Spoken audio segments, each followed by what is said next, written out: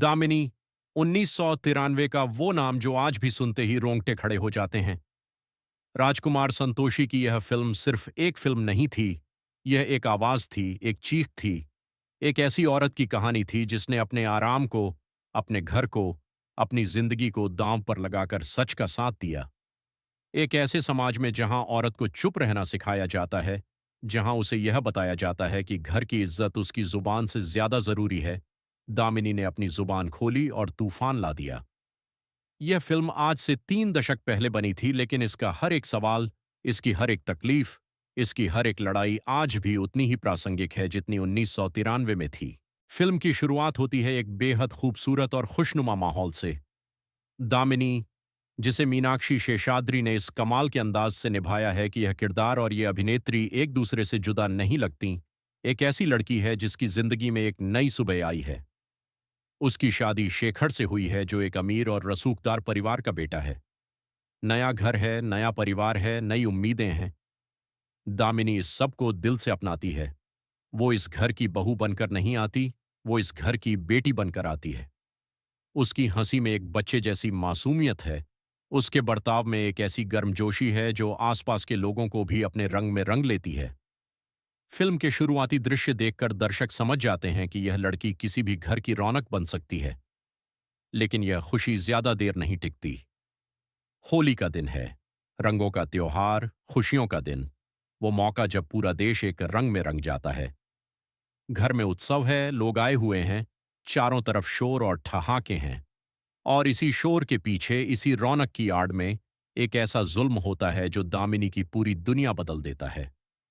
शेखर के दोस्त, वो लोग जो इसी घर में आए हैं, जो इसी छत के नीचे बैठे हैं, घर की नौकरानी उर्मिला पर एक ऐसा अत्याचार करते हैं जिसे बयान करना मुश्किल है, और दामिनी यह सब अपनी आंखों से देखती है। यह वो लम्हा है जो दामिनी की जिंदगी को हमेशा के लिए दो हिस्सों में बांट देता है, एक हिस्सा पहले का और एक हिस्सा बाद का। पहले की दामिनी एक खुशमिजाज, मासूम, घर परिवार में रची बसी लड़की थी। बाद की दामिनी एक ऐसी औरत है जिसके अंदर एक आग जल चुकी है जो बुझने का नाम नहीं लेती। वो उर्मिला के लिए इंसाफ मांगती है, वो चिल्लाती है, वो गिड़गिड़ाती है, वो लड़ती है, लेकिन इस घर में कोई उसकी नहीं सुनता। और यहाँ फिल्म का सबसे दर्दनाक और सबसे सच्चा हिस्सा शुरू होता है। यह परिवार, जिसे दामिनी अपना परिवार समझती थी, इस घटना से मुंह फेर लेता है। परिवार के मुखिया, जिनका समाज में नाम है, जिनकी इज्जत है, जो लोगों की नजरों में एक आदर्श इंसान है, वो नहीं चाहते कि यह मामला बाहर जाए। उनके लिए परिवार की इज्जत उर्मिला के साथ हुए जुल्म से कहीं ज्यादा जरूरी है।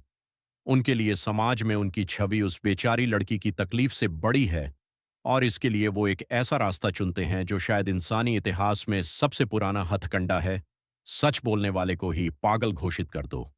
दामिनी को एक मानसिक अस्पताल में बंद कर दिया जाता है। यह वो जगह है जहां उसे खामोश करने की कोशिश की जाती है, दवाइयों से, इलाज के नाम पर, उसे यह यकीन दिलाने की कोशिश से कि जो उसने देखा वो शायद सच नहीं था। उसके अपने पति शेखर, जो उससे प्यार करता है, जो एक बुरा इंसान नहीं है, वो भी परिवार के दबाव में झुक जाता है। यह शेखर का किरदार फिल्म का सबसे जटिल और सबसे सोचने वाला किरदार है। वो बुरा नहीं है, लेकिन वो कमजोर है, और कभी कभी कमजोरी बुराई से ज्यादा नुकसान पहुंचाती है। वो दामिनी से प्यार करता है, लेकिन जब चुनाव करने का वक्त आता है तो वो चुनाव नहीं कर पाता जो करना चाहिए था। और दामिनी उस अकेलेपन में, उस पागलखाने की चारदीवारी में, अपने सबसे करीबी इंसान की इस कमजोरी का दर्द भी महसूस करती है। मीनाक्षी शेषाद्री की परफॉर्मेंस इस फिल्म की रीढ़ है। उन्होंने दामिनी को सिर्फ निभाया नहीं, उन्होंने उसे जिया। फिल्म के अलग अलग हिस्सों में दामिनी की जो अलग अलग अवस्थाएं हैं, शुरुआत की खुशमिजाज दुल्हन, फिर एक ऐसी औरत जो सच के लिए अपने घर से लड़ रही है, फिर एक ऐसी इंसान जो पागल खाने में बंद है लेकिन अपना इरादा नहीं छोड़ती, और अंत में एक ऐसी योद्धा जो अदालत में अपनी और उर्मिला की लड़ाई लड़ती है। इन सभी अवस्थाओं में मीनाक्षी ने एक ऐसी सच्चाई और गहराई दिखाई है जो देखते ही बनती है। उनकी आंखें इस फिल्म में एक किताब की तरह हैं, खोलो तो पढ़ते जाओ, हर पन्ने पर कुछ नया मिलेगा। उनमें दर्द है, गुस्सा है, थकान है, डर है, और उन सब के ऊपर एक ऐसा जज्बा है जो किसी भी हाल में टूटने को तैयार नहीं है। गोविंदा का किरदार ओह लाल बाबी इस फिल्म का एक ऐसा तोहफा है जिसकी किसी को उम्मीद नहीं थी। गोविंदा उस वक्त मसाला फिल्मों के हीरो के रूप में जाने जाते थे। नाच गाना, हल्की फुल्की कॉमेडी और एक आसान सी स्क्रीन प्रेजेंस। लेकिन दामिनी में उन्होंने एक ऐसा किरदार निभाया जिसने सबको चौंका दिया। ओ लाल बाबी एक शराबी वकील है जो जिंदगी से हार चुका है। उसका करियर बर्बाद हो चुका है। उसके पास कुछ नहीं बचा। वो खुद को एक हारे हुए इंसान की तरह जीता है।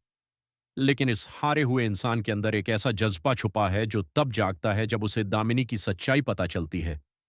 गोविंदा ने इस किरदार को इतनी बारीकी से, इतनी मेहनत से और इतनी ईमानदारी से निभाया कि दर्शक उन्हें इस रोल में देखकर हैरान रह गए। ये उनकी जिंदगी की सबसे अलग और सबसे यादगार परफॉर्मेंसों में से एक है। और फिर है सनी देओल, इंद्रजीत चड्ढा।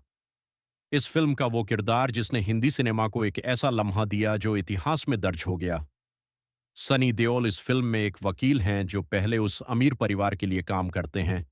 वो एक कुशल वकील हैं, लेकिन एक ऐसे इंसान हैं जिन्होंने अपनी ज़मीर को थोड़ा सा ताक पर रख दिया है। लेकिन जब उन्हें दामिनी की पूरी कहानी पता चलती है तो कुछ बदल जाता है उनके अंदर। वो पाला बदलते हैं और दामिनी के लिए लड़ने का फैसला करते हैं। और यही वो पल है जब फिल्म अपने चरम पर पहुंचती है। अदालत के दृश्य, खासकर वो मशहूर दृश्य जिसमें सनी देओल एक गवाह से जिरह करते हैं और जिसमें वो तारीख पे तारीख वाला डायलॉग बोलते हैं, हिंदी सिनेमा के सबसे आइकॉनिक पलों में से एक हैं। यह डायलॉग सिर्फ एक फिल्मी संवाद नहीं बना, यह हमारी न्याय व्यवस्था की सबसे बड़ी कमजोरी का प्रतीक बन गया।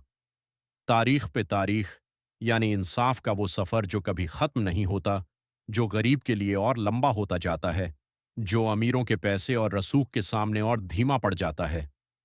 सनी देओल ने इस दृश्य में जो ऊर्जा, जो जज्बा, जो आवाज का उठान दिखाया है, वो देखने वाले को अपनी सीट पर बिठाए नहीं रखता, उसे उठाकर खड़ा कर देता है। यह शायद हिंदी सिनेमा की सबसे यादगार कोर्ट रूम परफॉर्मेंस है। राजकुमार संतोषी की डायरेक्शन की सबसे बड़ी खूबी यह है कि उन्होंने इस फिल्म को एक नारे की तरह नहीं बनाया।